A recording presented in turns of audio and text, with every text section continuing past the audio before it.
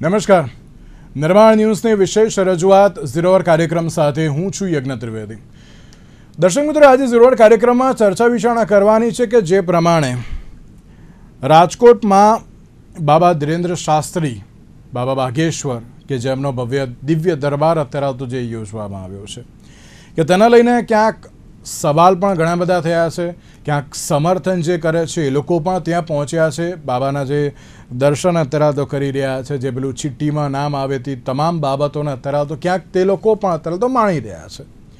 પણ જ્યારે આ દિવ્ય દરબારની આપણે વાત કરતા આવીએ, આજની વાત કરવામાં આવે તો જે પ્રમાણે સોશિયલ મીડિયા ઉપર એક વિડીયો વાયરલ થયો અને એ વિડીયોમાં જે દરેક લોકો ક્યાંક ધૂણતા હોય ને તેવા દ્રશ્યો પણ સામે આવ્યા. હવે આમાં સવાલ અત્યારે તો એ થતો હોય છે કે ક્યાંક જે ધૂણતા મહિલા હતા, એક કે જે મહિલાએ અનેક લોકો પર ક્યાંક હુમલો કર્યો હોય તેવી બાબત આવી હતી, ક્યાંક એમ કહેવાય ને કે જે તેમને લાફા મારવામાં આવ્યા હતા તેવી પણ એક બાબત આવી સામે.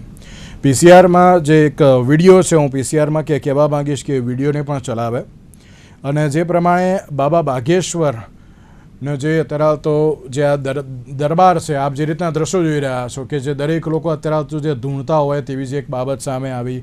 મહિલા ધૂણતા ધૂણતા આગળ આવી ગયા. પછી જે પ્રમાણે આપ જોઈ રહ્યા છો કે જે મારે છે અત્યારે તો એક એ બાબત પણ અત્યારે તો સામે આવી. સવાલ ઘણા બધા થતા હોય છે આ દિવ્ય દરબારને લઈને કે ક્યાંક અત્યારે તો ભૂત પ્રેત અત્યારે તો ભગાડવા માટે આ પ્રકારનો જે વિડીયો હોય તેવી એક જે બાબત સામે આવી છે. આ દિવ્ય દરબાર છે તેવી બાબત સામે આવી છે. તમામ મુદ્દાઓ પર મારે આજે ચર્ચા વિચારણા શરૂ કરવી છે. ચર્ચા વિચારણા કરવા માટે અમારી સાથે જોડી ગયા છે મંગેશભાઈ દેસાઈ, કે જેઓ કથાના આયોજક છે. સાથે સાથે જે ડૉક્ટર જયંત પંડ્યા અમારી સાથે જોડી ગયા કે જેઓ વિજ્ઞાન જાથાના પ્રમુખ છે, અને સાથે ડૉક્ટર પરસોત્તમ પીપળિયા અમારી સાથે જોડી ગયા છે કે જેઓ સામાજિક અગ્રણી છે. આપ ત્રણનું સૌથી પહેલાં તો સ્વાગત છે. મંગેશભાઈ, શરૂઆત આપનાથી કરવા માંગી સાહેબ કે જે પ્રમાણે દિવ્ય દરબારની અત્યારે તો બાબત સામે આવી છે ને આ જે વિડીયો સામે આવ્યો, ક્યાંક તેને લઈને અત્યારે તો પ્રશ્ન ઘણા બધા અત્યારે તો જોવા મળી રહ્યા છે. સૌથી પહેલાં તો આ જે દિવ્ય દરબારને લઈને શું કહેશો ને વિડીયો ક્યાંક સામે આવ્યો તેને લઈને પણ સવાલ ઘણા બધા છે, શું કહેશો આપ? ચોક્કસ 5, 6, 7 જૂનના રોજ સનાતન સેતુ હનુમંત કથાનું સૌરાષ્ટ્ર સનાતન સમિતિ દ્વારા આયોજન કરવામાં આવેલું હતું રેસકોર્સ ગ્રાઉન્ડ રાજકોટ ખાતે. આયોજન ની જાહેરાત થઈ ત્યારથી જ જયંતભાઈ પંડ્યા અને આદરણીય પુરુષોત્તમભાઈ પીપળિયા આલોચના કરતા હતા, વિરોધ કરતા હતા, એના આપણે જવાબ આપતા હતા ત્યારે કીધું. હવે આપણને ખ્યાલ છે ભાઈ કે આપની ત્યાં પણ કોઈ પણ કુલદેવીનો કે માતાજીનો કે ગ્રહ શાંતિનો યજ્ઞ હોય છે ઘરે, તો મંત્રોચ્ચાર થાય છે બીડું ઓમતી વખતે, તો લોકોને ધૂણવાનું કે પવન આવવાનું કે જે કઈ શબ્દ પ્રયોગ કરતા હોય એવી ઘટનાઓ બનતી હોય છે. આપણે ત્યાં પિતૃ કાર્ય કરવાના જે સ્થાનો છે, અગર તો ઘરે કરતા હોય તો ત્યાં પણ એના મંત્રોચ્ચાર દરમિયાન આવી પરિસ્થિતિઓ આપણે અનેક વખત સમાજમાં, આપણા પરિવારમાં, ઘરમાં જોઈએ છીએ. તો ત્યાં આયોજક દ્વારા કે ધીરેન્દ્ર કૃષ્ણ શાસ્ત્રી દ્વારા, બાગેશ્વર પીઠાધીશ્વર દ્વારા એવી કોઈ જાહેરાત કરવામાં નહોતી આવી કે લોકો ધૂણવા માંડે. 5, 10, 15 લોકોને મને આખો આઈડિયા નથી, કારણ કે હું વ્યવસ્થાના ભાગરૂપે બીજી સાઈડ હતો. વિડીયો મેં પણ આજ સવારે જોયા અને જે કઈ એમણે મંત્રોચ્ચાર કર્યો હનુમાન ચાલીસાનો, બીજો તો કઈ મંત્રોચ્ચાર ભૂત પ્રેત બોલાવવાનો તો અલગથી આવતો હોય તો એનો હું કઈ જાણકાર નથી, પણ એક તો હનુમાન ચાલીસાનું ગાન કરતા હતા, હનુમાનજીના મંત્રો બોલતા હતા. એમાં જે વચ્ચે બેઠેલા હોય શ્રોતાગણમાં, એમાંથી કોઈને પ્રોબ્લેમ થયો હોય તો એને બીજાને ડિસ્ટર્બ ન થાય એટલે એક અલગ જગ્યાએ બધા 5, 7 લોકો હતા એમને રાખી દેવામાં આવ્યા હતા. ત્યાં મીડિયા વાળા મિત્રો કઈ ક્લિપ લેતા હશે એની અને એને શું બન્યું એ આપણે સૌ વિડીયોમાં જોઈ શકીએ છીએ. મારી પોતાની ત્યાં હાજરી ન હતી. મંગેશભાઈ, આગળ પાછળની વ્યવસ્થામાં રોકાયેલા હતા. મંગેશભાઈ, તમે જેમ કહ્યું ને કે આપણા ઘરમાં કોઈ પ્રસંગ હોય, ત્યાં આ પ્રકારની પરિસ્થિતિ બનતી હોય, મંગેશભાઈ આમાં સવાલ અત્યારે તો એ થતો હોય છે કે ચલો એકવાર આપણે માની લીધું કે ના ભાઈ આપણા ઘરમાં થાય તો દરેક લોકો ક્યાંક, દરેક તો ના ધૂણે પણ અમુક લોકો જે ધૂણતા હોય, ચલો એકવાર આપણે એ વાત માની. પણ મંગેશભાઈ, પેલું લાફા મારે એ અત્યારે તો કેટલું યોગ્ય, કૂદકા મારે એ કેટલું યોગ્ય? મીડિયાના કર્મચારી લાફા માર્યા હતા. પછી બેન એને મારે એવું વિડીયોમાં જોયું મેં સવારે, ત્યારે મને મીડિયા વાળાનો ફોન આવ્યો. ત્યારે સોશિયલ મીડિયાના માધ્યમથી જ મેં એ વિડીયો પણ જોયા. આપણા મીડિયાના ઇલેક્ટ્રોનિક મીડિયાના મિત્ર છે મયુરભાઈ કરીને, એમણે ઈ બેન ને ક્યાંક 2-4 લપાટ મારી લીધી. ઈ બેને એમને મારી લીધી. પછી જે કઈ આમંત્રિત મહેમાનો ત્યાં બેઠા હતા એમણે બંનેને છૂટા પાડ્યા. એવું વિડીયોમાં મેં જોયું છે. એકબીજાને મારી લીધું. અને આગળ પાછળ બેઠેલા જે કઈ લોકો હતા એમણે વચ્ચે આવીને બંનેને છૂટા પાડ્યા. એટલે એમાં નથી ધીરેન્દ્ર કુમાર શાસ્ત્રીએ કીધું કે નથી આયોજકોએ કીધું કે તમે ધૂણો, અને મીડિયાના મિત્રને નથી કીધું કે તમે એકબીજા લડાઈ ઝઘડો કરો. એટલે એમાં કોઈ આયોજકનો કે બાગેશ્વર પીઠાધીશ્વરનો કોઈ રોલ નથી. હવે ત્યાં તો 3 કલાકથી કાર્યક્રમ ચાલુ. ઓકે જયંતભાઈ, આપ શું કહેશો કે જે પ્રમાણે આયોજન છે અને તેની સાથે જે આ પરિસ્થિતિ સામે આવી તેને લઈને? એક તો ખાસ કરીને મંગેશભાઈ છે, હું એમને આદરથી જોઉં છું. જે બાબા બાગેશ્વર છે એને દિવ્ય દરબારમાં કોઈ પણ જગ્યાએ ગયા છે, કોઈ પણ રાજ્યમાં ગયા છે, ત્યારે મારી પાસે રેકોર્ડ છે કે બધી જગ્યાએ વાદ વિવાદ થયા છે અને એના ઉપર લોકોએ શંકાની દ્રષ્ટિએ વાત કરી છે. અને લોકોએ સાચી હકીકત 21મી સદીમાં આવા લોક દરબારની પરચી કાઢવાની, લોકોના નામ કહી દેવાના, આ બધી વસ્તુનો લોકોએ વિરોધ નોંધાવ્યો હતો. આ બાબા બાગેશ્વરે દેશનો ભલું થાય, લોક કલ્યાણ થાય અને લોકોને સાવધાની થાય એવી એક પણ હકીકત હજી સુધી સામે આવી નથી. માત્ર આવા દરબાર ભરે છે ત્યારે આવી ચીટી ચબરખી કાઢી, ખાસ કરીને માનવ મહેરામણ ઉમટી પડવા માટે આવું કૌતુક કરે છે અને તમાશો કરે છે. બીજું કે આ જે ઘટના બની, 2 દિવસ જે હનુમંત કથાનું આયોજન કર્યું હતું, હવે હનુમંત કથાની અંદર કે કોઈ પણ જગ્યાએ પાકિસ્તાન, બાંગ્લાદેશ, તમે લવ જેહાદ, પછી ચાદર ઓઢવાનું, આવી બધી વાતો, વાહિયાત વાતો વધુ કરતા હતા. કથા ભગવાન હનુમાનજીના ગુણાનુવાદને બદલે વાહિયાત વાતો વધુ એના આવતી હતી અને એનું વાણી વર્તન ને વ્યવહાર કાયમ માટે વિવાદાસ્પદ રહ્યું છે. સંત કે કથાકારને શોભે નહીં એવું વર્તન એનું કાયમ રહ્યું છે. આ હું ઠોસપૂર્વક અને દાવાપૂર્વક કહું છું. અને બીજું કે જે ધૂણવાની પ્રક્રિયા બની ત્યારે મંગેશભાઈને ખ્યાલ નહીં હોય, એને આહવાન કર્યું કે પ્રેતીઓની એવું શબ્દ બોલી અને એનું હવે આપણે નિવારણ કરવું છે. એ કરના હૈ એ બોલવાની સાથે એક સાથે 15 થી 20 લોકો, બેનો, કિશોર અવસ્થાનો એક વિદ્યાર્થી છે, 11-12 વર્ષ હોય છે, આ બધા લોકો ધૂણવા માંડ્યા, અવાજ કરવા માંડ્યા, મોટી ઉંમરના અવાજ કરવા માંડ્યા. એવી અફડાતફડી અને એવો માહોલ, તમે શરમજનક માહોલ થઈ ગયો કે કાયમ નિંદા કરી એવો માહોલ થઈ ગયો.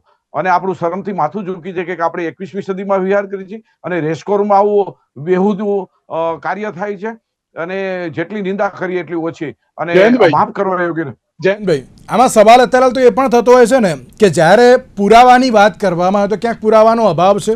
કારણ કે ચલો તમે એમ કહો છો કે ના બાબા અંધશ્રદ્ધા અત્યારે તો ફેલાવી રહ્યા છે, પણ દરબારમાં આવતા હજારો લોકો અત્યારે તો જે સ્વેચ્છાએ આવે છે ને, કોઈને જેને પેલું કહેવાય ને કે ના પેલું ગાડીઓ ભરીને મંગેશભાઈ તો લઈ નતા ગયા, કે તો શ્રદ્ધાનો ક્યાંક વિષયની બાબત અત્યારે તો સામે આવે છે. જો લોકો ખુશ હોય તો અત્યારે તો ક્યાંક વાંધો ક્યાં છે? તો પછી આમાં કોઈ પણ સત્યના વાત હોય ને અને આવું અંધશ્રદ્ધાની વાત હોય ત્યાં ટોળા ચમત્કારની વાત ટોળા છે.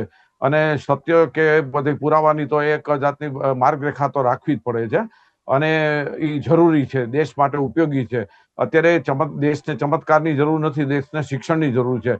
હું મંગેશભાઈને પહેલી વાર આ ચેનલમાં જ જણાવું છું. હજી હું 15 મિનિટ પહેલા જ રાજકોટ પોલીસ કમિશનર કચેરી અને પ્રનગરને આયોજકો છે એને રાતના 12 વાગ્યા સુધી મોટા સ્પીકર વગાડ્યા છે અને મંજૂરીની ભંગ કર્યો છે, મંજૂરીના નિયમોનો ભંગ કર્યો છે. બંને જગ્યાએ રૂબરૂ જઈ અને પોલીસ ફરિયાદ, ગુનો દાખલ કરવા માટેની મેં અરજી સુપ્રત કરી દીધી છે. એની પણ મેં સાઇન પણ બધું વિધિવત લઈ લીધી છે. અને આ પોલીસ તંત્ર પુરાવાના આધારે, ન્યાયતંત્રના આધારે લેખાજોખા કરી અને આયોજકોને અને બાબા બાગેશ્વરને જે રીતે એની પાસે કોઈ ડિગ્રી નથી, કોઈ લાયસન્સ નથી, તો એને આવી રીતે માનવ જિંદગી સાથે ખિલવાડ કરવાનો કોઈ હક નથી. હું બહુ સ્પષ્ટપણે કહું છું. આ તો આપણે ભારતમાં આવું આટલું ગતકડું ચાલે. કોઈ વિદેશની અંદર તમે જાઓ તો કોઈ તમારી પાસે એક પણ લાયસન્સ ન હોય તો પતિ પત્નીના ઝઘડાની અંદર પણ વચ્ચે બોલી નથી શકતો, જેલ ભેગા કરી દે છે. તો મારી તો ત્યાં સુધી માગણી છે કે આવી હરકત કરનાર જે કોઈ વ્યક્તિ હોય અને માનસિક બીમાર કરતા હોય તેને જેલ ભેગો કરવો જોઈએ એવું હું સ્પષ્ટ માંગણી કરું છું. અને એના અનુસંધાને જ મેં પોલીસ કમિશનરને અને પ્રનગરને અરજી પણ સુપ્રત કરી દીધી છે. ઓકે મંગેશભાઈ, ચલો પરસોત્તમભાઈ તો ક્યાંક ચલો એમ કહેતા હતા કે ના ભાઈ અમારી ઉપર અત્યારે તો કોઈ ટોટકા કરવા હોય કે અમારી જોડે અત્યારે તો આવવું હોય તો અમે અત્યારે તો તૈયાર છે તેવી બાબત ચલો તેમણે તો કહી હતી. પણ જયંતભાઈ તો વિજ્ઞાન જાથાના પ્રમુખ છે, તેમણે અત્યારે તો ક્યાંક કહ્યું છે કે ના આ બધી બાબતોને રોકવી બહુ જરૂરી છે. તો અને ક્યાંક તમારા વિરુદ્ધ એટલે કે આયોજક વિરુદ્ધ પણ અત્યારે તો ક્યાંક તેમણે પોલીસ કમિશનરને પણ અત્યારે તો રજૂઆત કરી છે. તો એ બાબતને પણ તમે કઈ રીતે જુઓ છો? તો ચોક્કસ બંધારણીય અધિકાર છે, જયંતભાઈ હોય, આપ હો કે અન્ય કોઈ નાગરિક હોય ભારતમાં, તો સૌને પોતપોતાનો મત રજૂ કરવાનો બંધારણીય અધિકાર આપેલો છે. પોતાને યોગ્ય લાગે ઈ જ થવું જોઈએ એવો અધિકાર નથી. પોતાની વાત રજૂ કરવાનો અધિકાર બંધારણે આપેલો છે. એમણે એમની વાત રજૂ કરી, તંત્ર સામે ફરિયાદ કરી છે, તંત્ર તપાસ કરશે. અયોગ્ય અકાયદાકીય કાર્ય થયું છે તો ગુનો દાખલ કરશે. તો એનો અમને પણ અધિકાર છે બચાવ પક્ષે અમારે શું રજૂઆત કરવી, શું કેવું. અમે પણ પરમિશન લઈને જ એવડો મોટો જ્યાં 60-70 હજાર 1 લાખ લોકો આવવાના હોય તો વગર પરમિશને તો કાર્યક્રમ કર્યો ન હોય. અને રહી વાત શિક્ષણની, તો અમે પણ શિક્ષણને સપોર્ટ આપીએ છીએ. રહી વાત 21 મંગેશભાઈ, આમાં એક સવાલ પણ છે ને કે તમે જે રીતે કહો છો કે ના ભાઈ તમે તમારી રીતે બચાવને અત્યારે તો જે જોશો ને બધી જ બાબત અત્યારે તો બરાબર છે. ક્યાંક સવાલ આમાં એ થતો હોય છે કે ક્યાંક જે બાબા એમ કહે છે કે ના અમે સ્ટેજ ઉપર ત્યાં બધા રોગ દૂર કરીએ છીએ, ત્યારે સવાલ એમ થતો હોય છે કે શું સામાન્ય અને ઓછું ભણેલા માણસ મેડિકલ ટ્રીટમેન્ટ છોડીને અંધશ્રદ્ધા તરફ અત્યારે તો નહીં ધકેલાય હવે આમાં? ક્યાંક હવે આને રોકવું પણ ક્યાંક જવાબદારી અત્યારે તો કોકની બને છે ને? જી ચોક્કસ. હવે ત્યાં આવેલા 60-70 હજાર કે 1 લાખ લોકો અભણ જ છે એવું જયંતભાઈ પંડ્યા પાસે સર્ટિફિકેટ તો નથી. રહી વાત વિજ્ઞાન જાથાની, તો વિજ્ઞાન જાથાને સરકારે કોઈ એવો બંધારણીય અધિકાર નથી આપ્યો તો કોઈ કાર્યક્રમ તંત્રને જાણ કરી શકે છે. તંત્રને જે યોગ્ય લાગતું હોય, કાયદા વિરુદ્ધનું થતું હોય તો તંત્ર પગલા લેવા સરકારે મૂકેલું છે, કાયદો બનાવેલો છે. તો જન વિજ્ઞાન જાથાનું કામ છે વિજ્ઞાનનો પ્રચાર પ્રસાર કરવું. અમે પણ એમાં માનીએ છીએ વિજ્ઞાનનો પ્રચાર પ્રસાર થવો જોઈએ, પણ ધર્મનું નિકંદન કાઢીને તો ન જ થવો જોઈએ. આદિકાળથી આપણી પરંપરાઓ ચાલી આવે છે ધાર્મિક, એને મિટાવીને તો વિજ્ઞાન બેસાડવું એવું નથી. વિજ્ઞાનની ઉત્પત્તિ પણ ધર્મના ગ્રંથો વેદમાંથી જ થયેલી છે. અને જયંતભાઈ મુરબ્બી બ્રાહ્મણ સમાજમાંથી જ આવે તો મારી કરતા ધર્મશાસ્ત્રોનું વધારે જ્ઞાન હશે અમને. હજી 21મી સદીની વાત કરી, લોકોને વિજ્ઞાન શીખવાડવા જવું છે તો 21મી સદીમાં ફોનમાં રોટેડ કામ થઈ પોતે વિજ્ઞાન નથી શીખી કે આપણે જોયું, એ બીજા પાસે મદદ લેવી પડે છે. વાત કરવા જઈએ તો અમુક બાબતોમાં ક્યાંક અત્યારે તો કોઈને નહીં આવડે એવી પણ બાબત છે. ચાલો એ આખી અલગ વસ્તુ છે. પણ પરસોત્તમભાઈ, જે આ બાબાનો જે દિવ્ય દરબાર અત્યારે તો જે ક્યાંક જે યોજાયો તેની પહેલેથી ક્યાંક તમે અત્યારે તો ક્યાંક સવાલ ઊભા કરી રહ્યા છો, અલગ અલગ બાબતો જે જોવા મળી રહી છે. ચલો આ દિવ્ય દરબાર યોજાયો અને જે આ વિડીયો સામે આવ્યો, કઈ રીતે જોઈ રહ્યા છો આપ તેને પણ, પરસોત્તમભાઈ?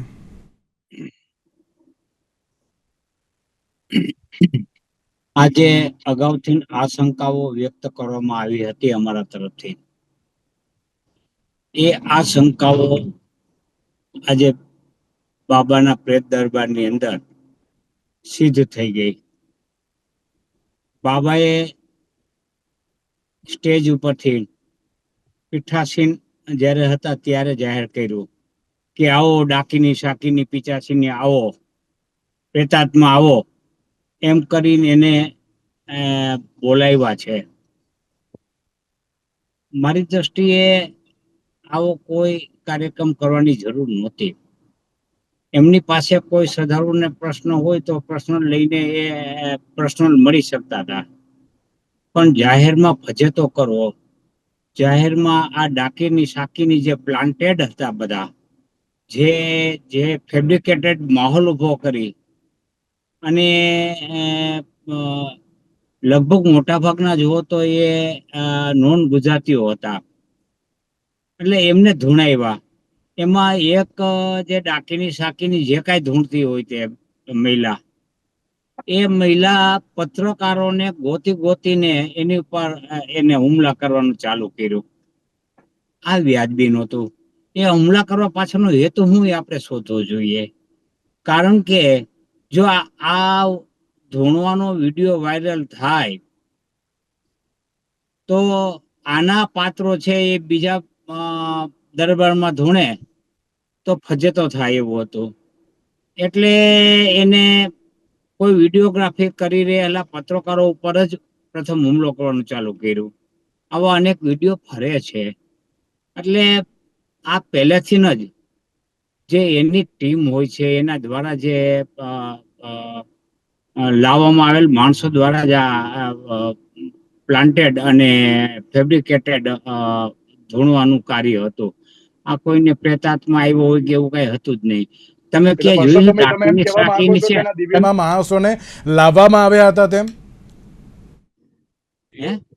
તમે એમ કહેવા માંગો છો કે આ બધું પ્રી પ્લાન્ડ હતું, આ બધા વ્યક્તિઓને લાવવામાં આવ્યા હતા અને આ પ્રકારની હરકત કરવા માટે કહ્યું હતું, તમે એમ કહી રહ્યા છો?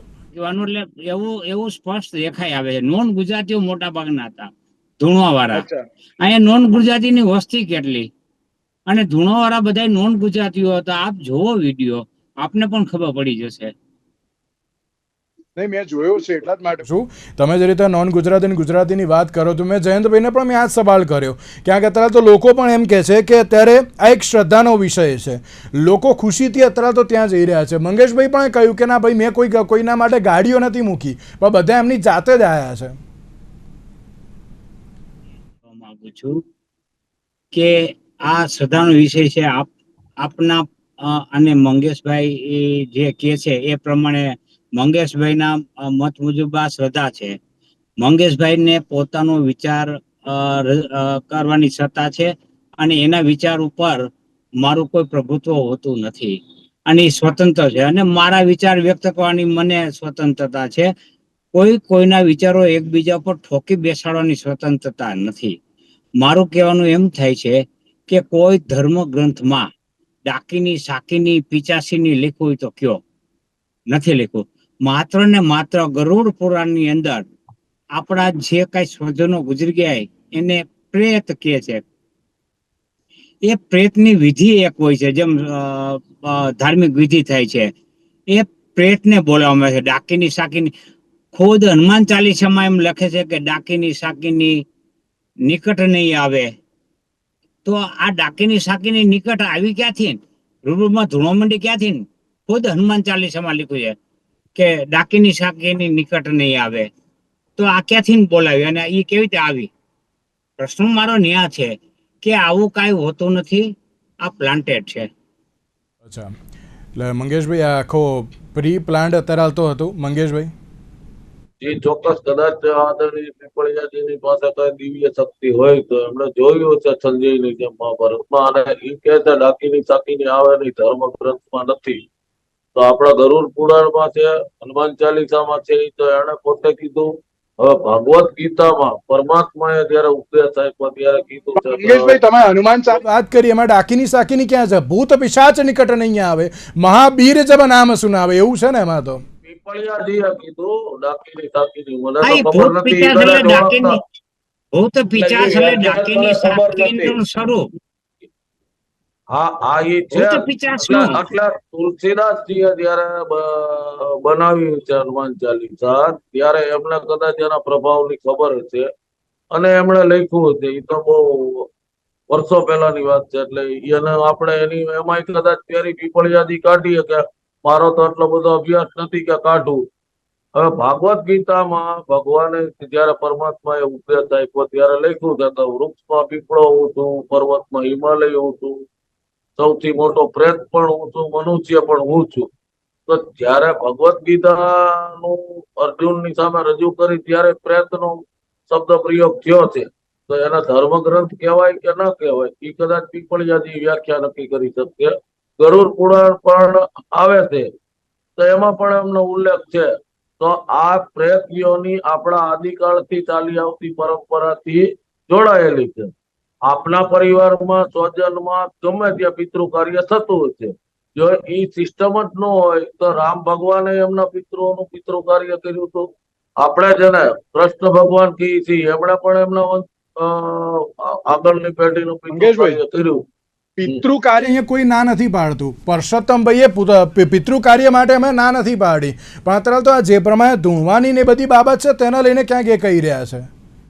પણ પિતૃ કાર્ય કરવા જાય ત્યાં આપે પણ ક્યારેક જોયું છે, જાણ્યું છે આપના પરિવારમાં કે કોઈ મિત્ર ગયા છે, કોઈ સગાવાલાને ત્યાં ગયા તો ત્યાં ઘણી બધી ધૂણવાની. હું સોમનાથ ગયેલો છું, પ્રભાસ પાટણ ગયેલો છું, પછી ગયાજી ગયેલો છું. ત્યાં પણ ધૂણતા હોય છે લોકો. અનેક લોકો નદીના કિનારે વીંટી ચાલતી હોય છે અને થાળી વગાડીને ધૂણતા હોય છે. તો એને આપ શ્રદ્ધા ગણો છો? શ્રદ્ધા માનનીય જયંતભાઈ અને પુરુષોત્તમજી. ચાલો, ઓકે જયંતભાઈ, ધર્મની બાબતમાં વિજ્ઞાનને અત્યારે તો જોડવું ક્યાંક યોગ્ય નથી. આમાં ધર્મની વાત છે તો ધર્મની વાત જ અત્યારે કરવી જોઈએ તેવી ક્યાંક અત્યારે તો બાબત જોવા મળી રહી છે. અત્યારે ખાસ કરીને હું તમને કહું છે કે મંગેશભાઈ જે તાર્કિક વાત કરે છે અને આજના યુગમાં એ બંધ બેસતી નથી. આપણે નવી પેઢીને શું આપવા માંગીએ છીએ એ બહુ અગત્યનું વસ્તુ છે.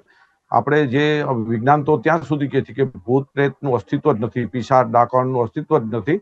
અને મારા 20 રાજ્યોનું પરિભ્રમણ અને 4 થી 5 દેશમાં હું ફર્યો છું. આના માટે સંશોધન માટે મેં કામ કર્યું છે અને ગુરુત્વાકર્ષણની બહાર પણ અમને મોકલા હતા કે ભાઈ બ્રહ્માંડ કેવડું છે અને આપણે જે ગ્રહોની હાથમાં નાંગોની વીંટીઓ પહેરી છે એની પાસે લોજિકલ શું કારણ છે, આવા બધા માટે મને મોકલ્યો છે. આ બધાની અંદર તો એક તો ભૂત પ્રેતનો પિશાચ ડાકણનું અસ્તિત્વ જ નથી અને કદી પણ કોઈ પ્રકારે નડતું નથી. નવું ધૂણવાની વાત છે વાહિયત છે. એ આવું લૌકિક પ્રથા છે અને વર્ષોથી આવતી ચીલાચાલુ પ્રથા છે અને હવે ધીમે ધીમે નેસ્ત નાબૂદ થતી જાય છે. અમે કાર્યક્રમો કરીએ છીએ ત્યાં મૃત્યુ પછીના ક્રિયાકાંડો પણ મોટા ભાગે લોકો બંધ કરતા જાય છે અને આ બધી એનું પરિણામ છે. લોકો છે ને હવે એક સાચી દિશા તરફ વળ્યા છે. ધર્મમાં કહેવામાં આવ્યું છે કે ના અત્યારે તો પિતૃ કાર્ય કરવું જોઈએ તેમ. ભાઈ, તમે ધર્માંતામાં વધારે અંધશ્રદ્ધાળુ મને લાગો છો. એનું મને એટલા માટે લાગો છો કે તમે માની લો કે જે ખોટો સાચી વાત છે, માની લો કે એટલા બધા એક સાથે 15 થી 20 જણા ધૂણ્યા અને સેકન્ડની ગણતરીની અંદર ધૂણ્યા અને અવાજ કરવા માંડ્યા. આવું બેહુદો ચિત્ર તો મેં ઘણા સમય પછી જોયું. આ તો બહુ જેટલી નિંદા કરી એટલી એક સાથે કઈ 15 જણાને પિશાચના અંતે આવી જાય, 20 જણાને આવી જાય, ધૂણવા માંડે, મારવા માંડે, તોફાન કરવા માંડે. આ તો તમારા આ જે હનુમંત કથાની અંદર જ આ બધું બની શકે અને પ્રી પ્લાન જેટલું એમાં કઈ 1% ખોટું નથી વસ્તુ. અને તમે આવા જાગૃત થઈ અને માની લો કે આને ટેકો આપો, આની વાતને સમર્થન આપો. તમે બાબાને કાર્યક્રમ પહેલા તમે કહી શકો છો કે ભાઈ આ રાજકોટ છે, અહીંયા આવા પ્રકારના કોઈ પણ તમે ચીઠીઓ કાઢી, ચબરખી કાઢવી, આવા કોઈ કાર્યક્રમ ન કરતા. તમારો એટલો તો હક છે આયોજકોનો, એ પણ તમે બતાવી નથી શક્યા. તમે હક સ્થાપિત નથી કરી શક્યા. કોઈ પણ આયોજક હોય એને બીજી મુશ્કેલી પડે. આજે તમે રાજકોટ છે, આખા વિશ્વની અંદર તમે જોવો તો નીચાચણું થયું છે. તમે માનો છો, તમે એમ માનો છો કે ભાઈ આ ધૂળતા થાય બરાબર છે.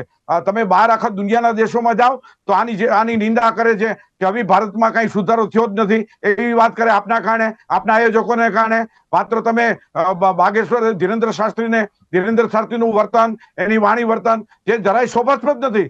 કોઈ સંસારી માણસ કે ભણેલ ગણેલ માણસ એની પાસે અડધી કલાક બેસી ન શકે, આવો માણસ છે. તો આવા માણસને તમે આવું મોટું બિરુદ આપી દો, એનું આ પરિણામ છે. વિજ્ઞાન જગત બહુ સ્પષ્ટપણે માને છે કે આ વસ્તુ ચલાવી ન લેવાય અને જે કઈ કાયદાકીય રીતે તમને પણ એટલી જ સત્તા છે, તમે પણ રજૂઆત કરી શકો, હું પણ એટલી રજૂઆત કરશું, એમાં સંપૂર્ણ માનું છું. પણ જે ઘટના બની છે એની જેટલી નિંદા કરી એટલી ઓછી છે. આ ભૂત પ્રેત નું પ્લાનિંગ, બધા આવતા માણસો ચીઠ્યું કહ્યું એ પણ પ્લાનિંગ. અને આ વ્યક્તિએ કોઈ દેશનું ભલું કર્યું નથી, એને કોઈને સાવધાન નથી કર્યા. કરે છે. ઓકે જયંતભાઈ, મંગેશભાઈ આપની પાસેથી જવાબ લઉં છું. તેની પહેલા પરસોત્તમભાઈ આપ શું કહેશો? કારણ કે મંગેશભાઈ એમ કહે છે કે ના તો પિતૃ કાર્યની વાત છે તો દરેક લોકોએ અત્યારે તો કરી હોય, આ ધર્મની બાબત છે. આમાં ગરુડ પુરાણ અને લાલ કિતાબ બેને અલગ પાડવા જોઈએ. લાલ કિતાબમાં તાંત્રિક વિધિ ને આ બધું છે, ભૂત પિચાસની એવી વાતો છે. અને ગરુડ પુરાણ છે એમાં આપણું પિતૃ કાર્ય છે. એટલે પિતૃ કાર્ય વિશે કોઈને રોક નથી. અને આ માટે કોઈને રોક નથી, રોક કરવાનો આપણને કોઈ અધિકાર પણ નથી, પણ લાલ કિતાબમાં જે લખ્યું છે એનું પાલન કરવું અને એ પ્રમાણે ભૂત પ્રેતની વાત કરીને ધૂણાવવું એ માત્ર છે એ જરાય સ્વીકાર્ય નથી સભ્ય સમાજ માટે. તમે કોઈ દી ડોક્ટરને ધૂણતા જોયા, એડવોકેટને ધૂણતા જોયા, કોઈ પ્રોફેશનલને ધૂણતા જોયા, કોઈ પત્રકાર કે એને ધૂણતા જોયા? જે કોઈ એજ્યુકેટેડ છે એવા માણસો નથી ધૂણતા. આ લોકો કોણ ધૂણે છે? આ એક મનોચિકિત્સક ને તમે પૂછશો તો એમને ખબર પડશે કે જે માનસિક રીતે નબળા લોકો હોય છે તે આનો ભોગ બનતા હોય છે.